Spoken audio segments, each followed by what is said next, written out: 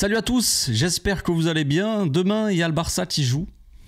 Ligue des Champions contre Dortmund. Vous avez oublié? Moi, je l'ai pas oublié. On en parle de suite.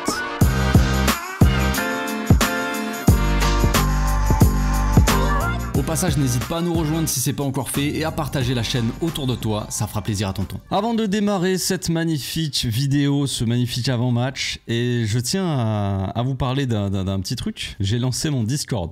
Enfin, je travaillais un petit peu dessus depuis quelques temps. Je m'y suis mis un petit peu plus sérieusement ces derniers jours et j'ai fini le Discord. Donc je vous invite à venir. Alors pour ceux qui ne connaissent pas, Discord c'est une sorte de... je sais pas trop, hein, une sorte de réseau social. Je ne saurais pas comment le décrire, mais en tout cas c'est un rassemblement de ma communauté. En l'occurrence, là, vous rejoignez le Discord. Pour ceux qui l'ont déjà, vous connaissez un petit peu l'histoire, vous rejoignez le Discord. Et puis voilà, on a créé des petits salons où on peut parler un peu du Barça, on peut parler de tout et de rien, parler de bouffe, de musique, de films. Bon, ça parlera, j'imagine, principalement du Barça, mais voilà, ça pourra parler aussi un petit peu de jeux vidéo, gaming, FIFA. Voilà. Oh, je viens de packer Busquets pour la 45e fois. Tiens, je vais le partager. Tu vois ce que je veux dire?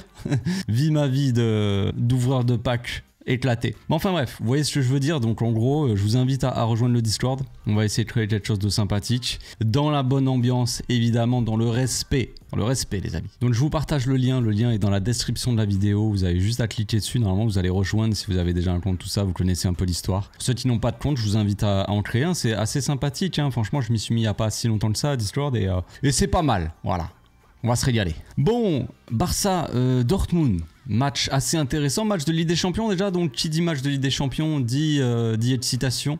Tous les supporters n'attendent que ce match-là. Il y a la petite tension qui commence à monter. Je vous sens derrière votre écran là. Vous êtes un peu impatient de voir ce match-là. Et oui, je le comprends très bien. Je le comprends très bien, c'est un match de Ligue des Champions. Donc voilà, il y a la musique qui résonne. Je vais pas la chanter ici, je la chanterai devant ma télé demain. Mais bon, bref, en tout cas, c'est le match aussi des retrouvailles. Barça-Dortmund, on les a déjà affrontés en Ligue des Champions cette saison. On avait gagné, mais c'est un match aussi de retrouvailles de coach. Le nouveau coach de Dortmund, parce que le Dortmund a changé de coach en février, je crois. Et c'est donc leur nouveau coach, Niko Kovac, qui les entraîne maintenant. Niko Kovac, c'est l'ancien entraîneur du Bayern, et à ce moment-là, Flick était l'adjoint de Niko Kovac, en tout cas dans son staff. Je sais pas s'il était entraîneur adjoint, je m'en souviens plus. Mais bref, donc Flick a déjà travaillé avec Niko Kovac a déjà travaillé avec Flick, donc ils se connaissent un petit peu. Donc c'est des petites retrouvailles de club, un club un peu ami. Il y a beaucoup de joueurs du Barça qui sont passés par Dortmund et vice versa. Mais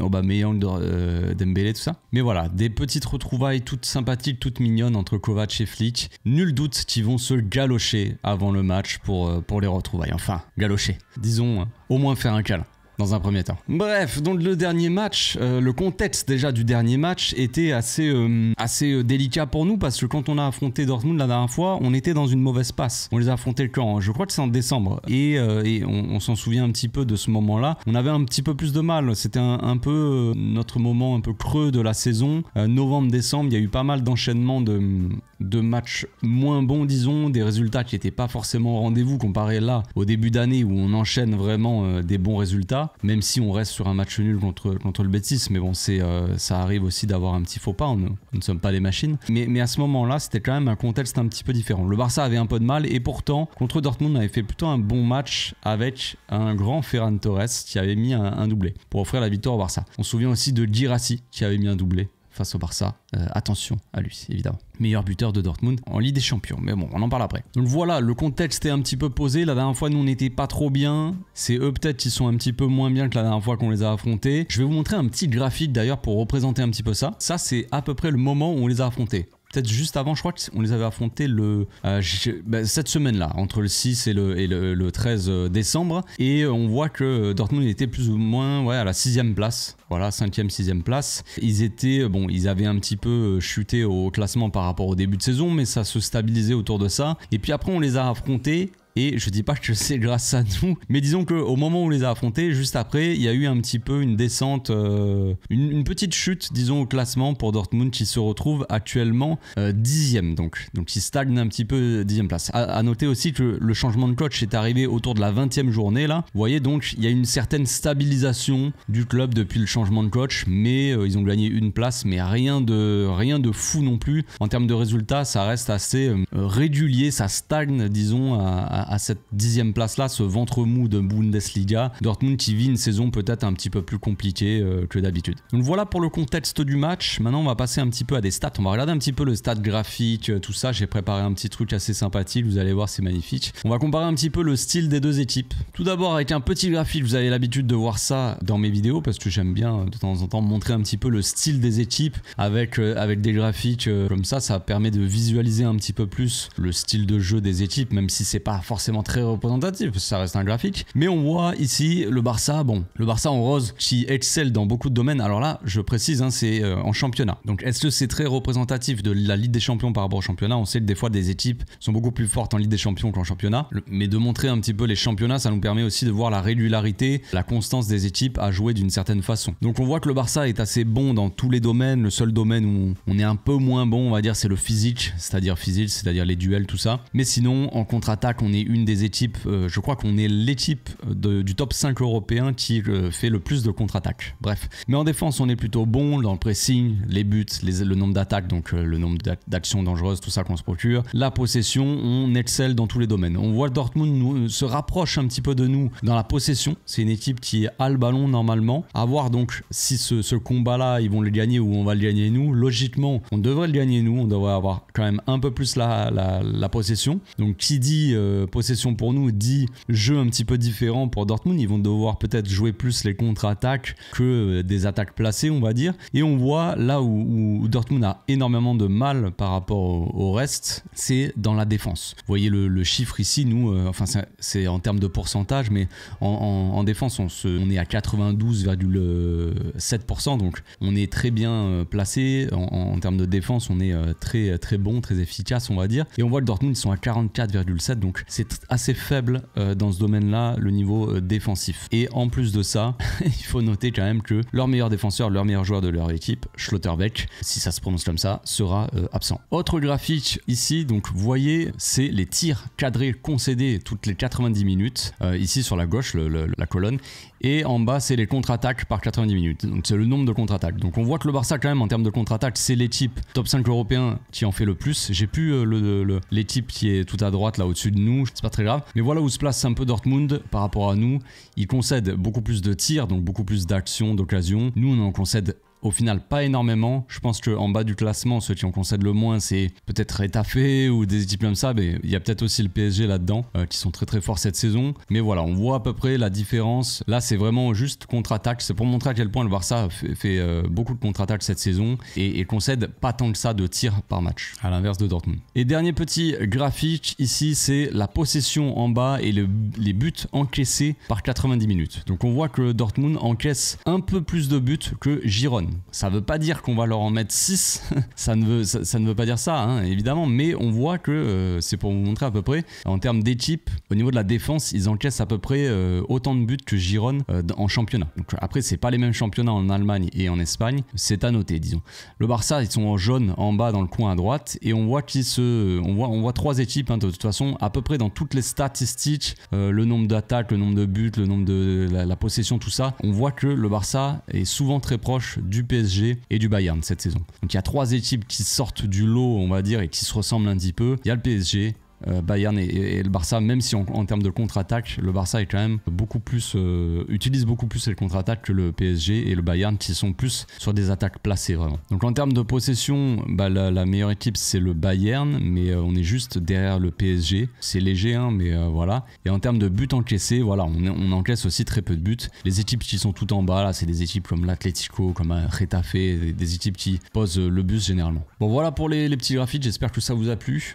On va pas regarder regardé tous les stats et toutes les graphiques possibles, mais c'était pour vous donner un petit peu une idée du Dortmund. Maintenant, on va parler plus précisément de Dortmund, et évidemment tout ce que je vous ai montré, c'est sur toute la saison de Dortmund. Maintenant, ce qu'il faut prendre en compte aussi, c'est le changement de coach. Le changement de coach qui a changé 2-3 trucs dernièrement. Sur les 2 derniers matchs, je crois que c'est que sur les 2 derniers matchs, Dortmund sont passés à 3 derrière, en 3-5-2. Avant, ils étaient en 4-2-3-1. Donc là, il y a eu un changement de système de la part du coach. Est-ce que ce système-là va être mis en place face au Barça? Est-ce qu'il va considérer qu'il faut mettre en place une défense à 3, tout ça? Je ne sais pas, sachant qu'en plus, entre-temps, ils ont perdu Schlotterbeck, comme je l'ai dit. C'était un joueur clé de l'équipe. Il y a 2 joueurs clés. Enfin, je pense qu'il y en a plus. En vrai, il y a des joueurs clés. Il y a un joueur clé au milieu, mais alors là, pour vous dire son nom, il s'appelle Grob, je crois, ou je sais pas comment, Gross, je sais pas comment ça se prononce. En allemand, ils font des B chelous. Mais il y en a un au milieu de terrain qui est très très bon, un milieu défensif, très fort cette saison. Il y a aussi des ailiers qui sont très percutants, qui peuvent apporter beaucoup de danger, évidemment. Mais bon, il y a celui-là au milieu, il y a Schlotterbeck en défense, et devant, il y a Girassi qui marque beaucoup de buts,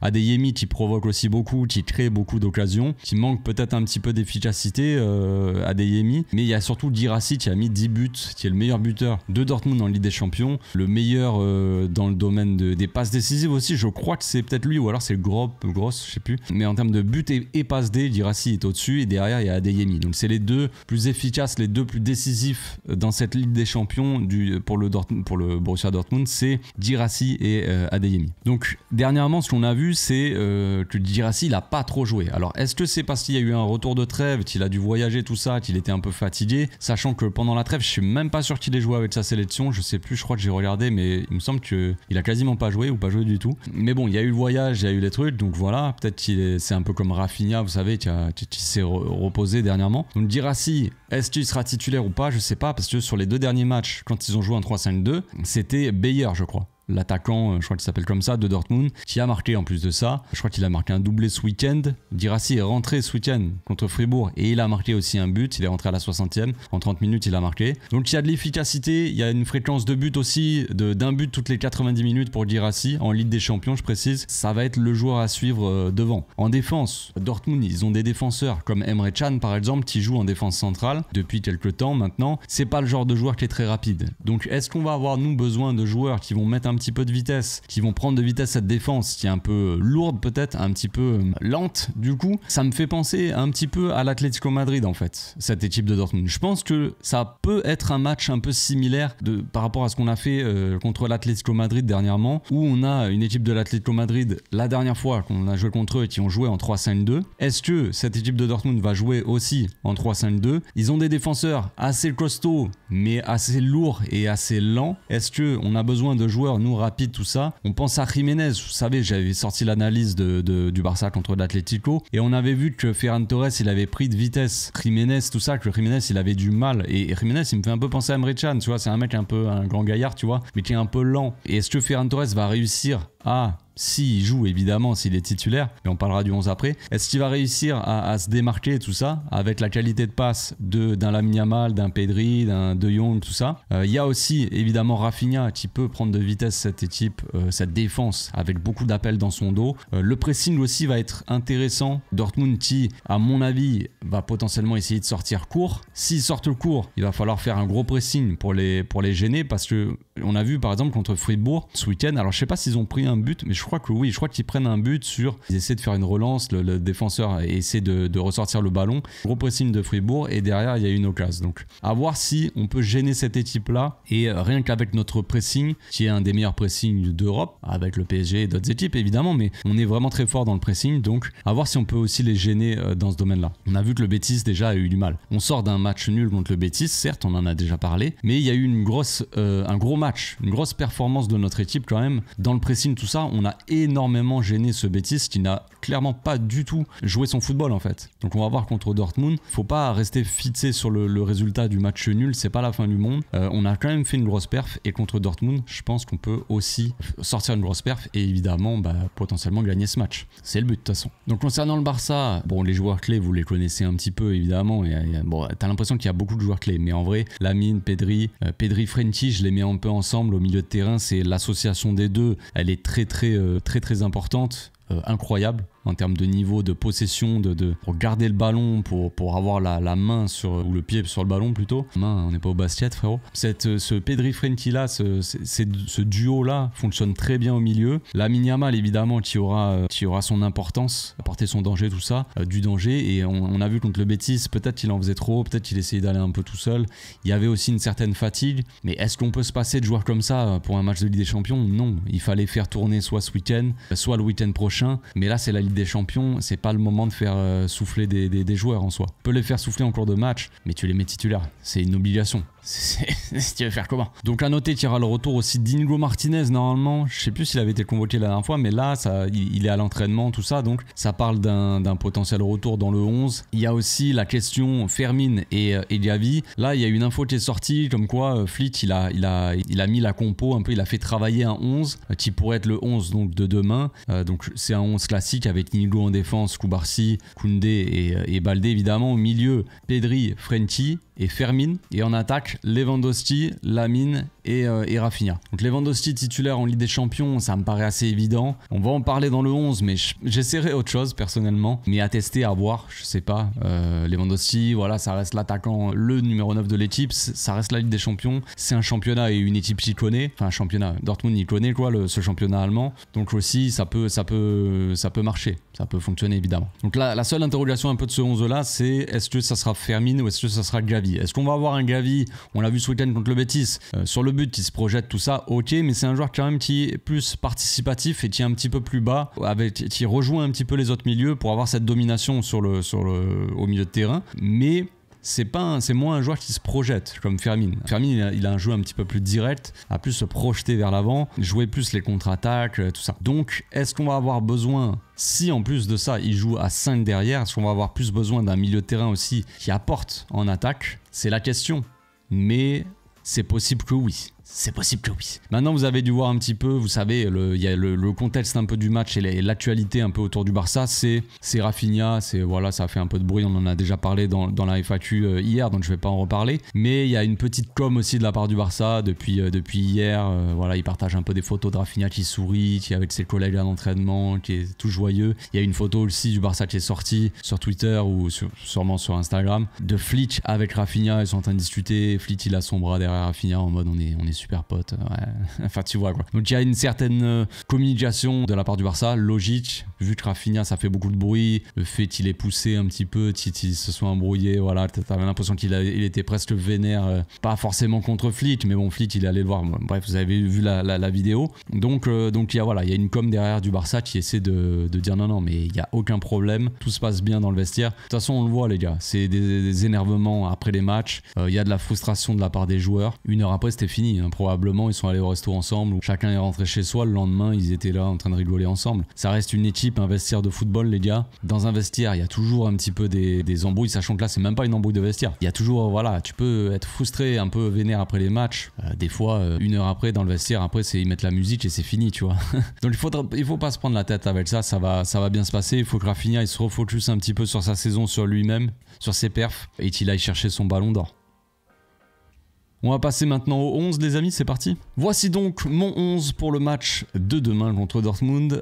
Alors voilà, je me suis étonné moi-même, mais j'ai mis Ferran Torres en attaque. On va parler direct, on va rentrer dans le vif du sujet. J'étais parti sur Lewandowski de base, et c'est le 11 évident, ce serait avec Lewandowski dedans en tout cas, après avoir pour Gavi Fermin. Mais comme je vous en ai parlé tout à l'heure, il y a ce délire-là, j'ai pensé un peu à l'Atlético Madrid et comment avait joué Ferran Torres, sachant que c'est lui qui a mis le but en plus. Ça veut rien dire, mais voilà, ça peut jouer un petit peu, peser un peu dans la balance. Il y a aussi le doublé de Ferran Torres la dernière fois contre Dortmund, qui nous a fait gagner le match, qui peut trotter dans la tête du coach, trotter dans notre tête aussi. Il faut pas sous-estimer Ferran Torres actuellement, qui est plutôt en forme. Voilà, on peut pas dire qu'il y a une grosse différence de performance en ce moment entre Ferran Torres et Lewandowski. C'est plus ou moins tif-tif, on va dire. C'est pas le même style de joueur. Ferran Torres, c'est plus un joueur qui va faire les appels, un joueur de profondeur, un joueur qui va apporter un peu plus de mouvement à cette attaque. Lewandowski, c'est plus un joueur d'appui, un joueur un peu plus lent, mais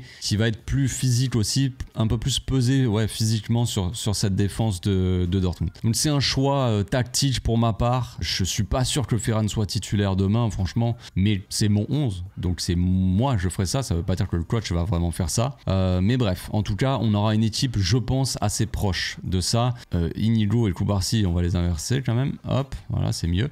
Donc Inigo, Koubarsi en défense centrale, retour d'Inigo Martinez qui va être très important pour sa qualité de relance, tout ça, sa grinta, son mental aussi dans les grands matchs, c'est important. Koundé, Baldé sur le côté, Frenkie, Pedri, Firmino au milieu, Lamine, Rafinha sur les ailes. Sur les ailes, c'est un bien grand mot, vous le savez. On a plutôt un Rafinha qui rentre dans le demi-espace gauche ici, un Baldé qui prend un petit peu le couloir, pas trop non plus, il faut faire attention aux contre-attaques, un Fermin dans le demi-espace droit qui va souvent se projeter en attaque si possible, en tout cas apporter pas mal de mouvements, pas mal de solutions à Lamine. Si Lamine rentre un petit peu dans l'axe, en ce moment on voit beaucoup Lamine rentrer un peu dans l'axe, si Lamine a envie de jouer un petit peu, de participer un peu plus au jeu, presque comme pas un milieu de terrain mais un meneur de jeu un peu latéral, vous savez, il va prendre un peu le ballon, il va faire le jeu mais plus dans cette zone là, donc il rentre dans l'axe et là Fermin peut prendre un peu sa place ou faire un appel un peu plus comme ça. Si Ferran il fait un appel au premier poteau, Rafinha second poteau, Pavard et Fermin un peu plus pour libérer les espaces, voilà, et Lamine peut rentrer un peu plus dans l'axe là, soit trouver Pedri, soit faire des passes pour Ferran, Rafinha, voilà, distribuer. Enfin vous voyez un peu l'idée. Je sais pas comment ça va se passer exactement, hein, on sait pas chaque fois, mais je vois plus un truc comme ça.